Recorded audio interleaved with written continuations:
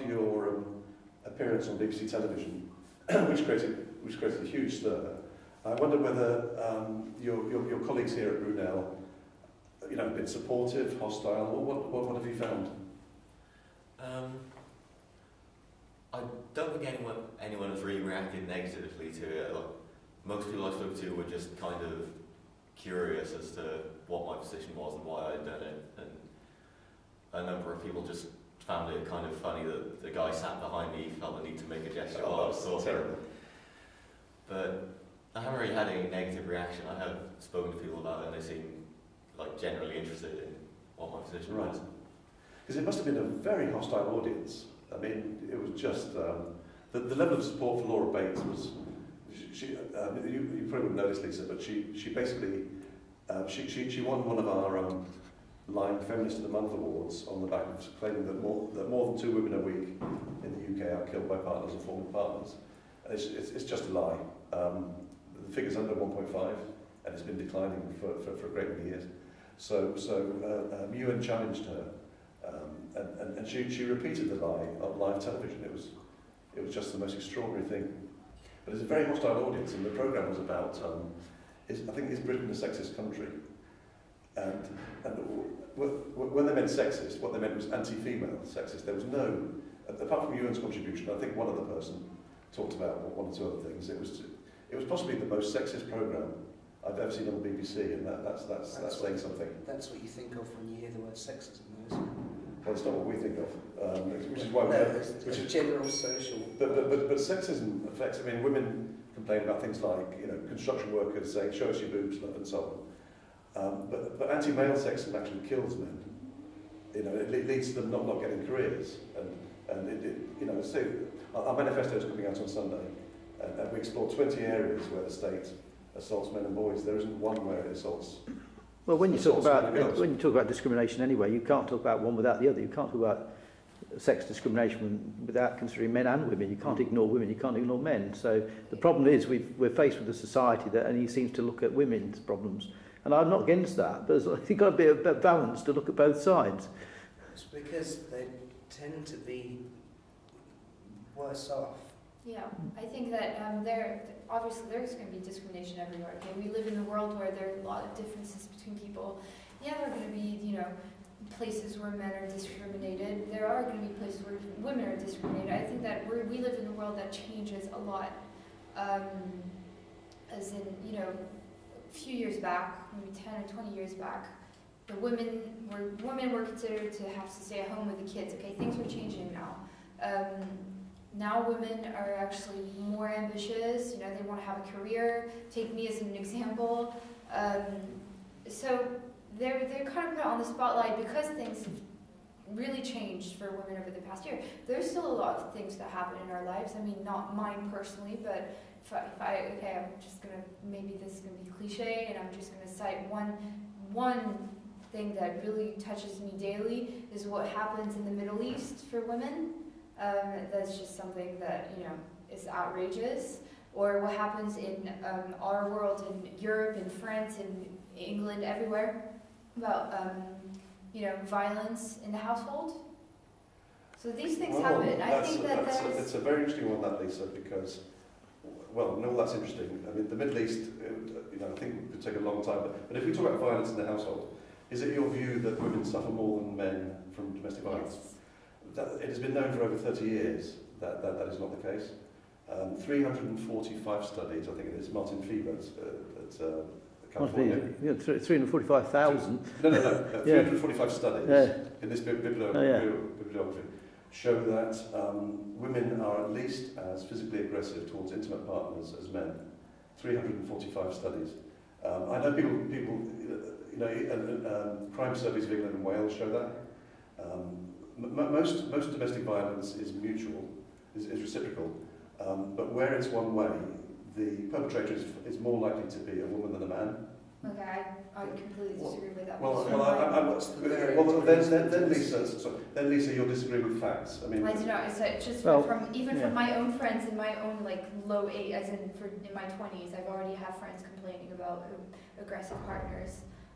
I'm not talking about you or your friends. I'm talking about huge surveys, vast numbers of studies, which show that the idea that men are more physically, inclined to be physically aggressive towards a partner than women is simply untrue. And that has been known for 30 years. It's been known for 30 years. Yeah, and that is actually a very good example of anti-male sexism, because something like 99.7% of refuge places in this country, as in virtually everywhere in the world as far as I can know, go to women. And so, a man who's battered senseless by his partner, what options does he have? If he leaves the house and goes to his local authority, it says that he can't live there, he'll be told he's made himself intentionally homeless. He'll be on the streets. well, I can tell you... That's anti-male sexism. Yeah, I can tell you about, like, for example, the refuges. And as I said, I was a counsellor before, and I found that if you go, as a woman, if you go to the refuges and say, I've been battered, nobody questions your credibility. You're automatically accepted. That's a fair claim. What happens is in local authorities, you're then put on an emergency housing list straight away. There are other benefits as well. And I've had one worker there, a female worker, tell me that she had one of her women turned up and claimed that her boyfriend beat her up. And after she'd registered, she went outside and he picked her up in his car, took her off. And this goes on all the time. So what happens is the refuges end up with a full load of women, most of which we believe are not battered at all, purely because there's a benefit in it. And then, of course, the refugees complain they haven't got enough spaces, and there's all these women being battered, and most of them are not, because they're never investigated. So it's given a false image of things, I tried to actually audit the accounts and wouldn't let me near us because I was a bloke. You mentioned an interesting thing there, Lisa, about, I think you said something like, there's discrimination against men, there's discrimination against women. Our main interest as a political party is in how the state disadvantages men. And we have 20 areas, let's say, in our manifesto.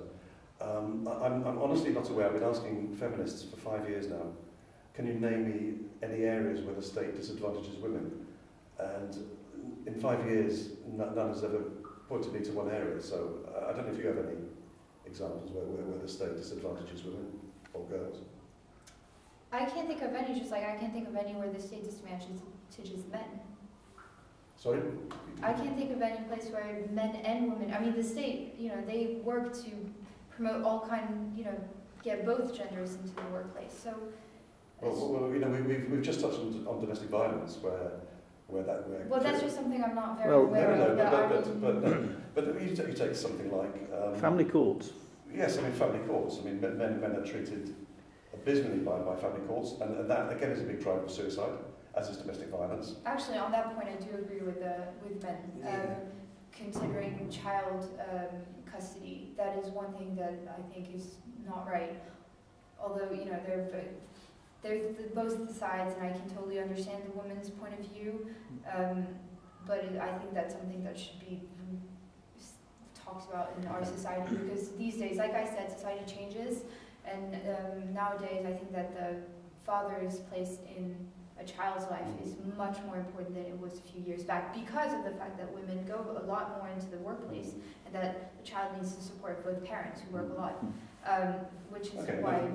Thank you. Just another thing, this is a female dominated. It's a profession. That's the social services, and I had one guy I was supporting last week, and he stood up in the court, and social services had given a load of negatives and stuff like that. And he said, and they said, why don't you refer again to social services? Social services are set up by women for women. And he sat down because he just lost patience the entire thing. His son, they're fighting over, has got all sorts of problems and issues. He's coming up to 10, 11 years of age. He's approaching puberty. And there are, educational problems and behavioural problems coming in now. And the social services are fully aware of this, that his role in that boy's life is vital, absolutely vital. And having assessed the mother, probably is sociopathic, the behaviour of some of the stuff she does.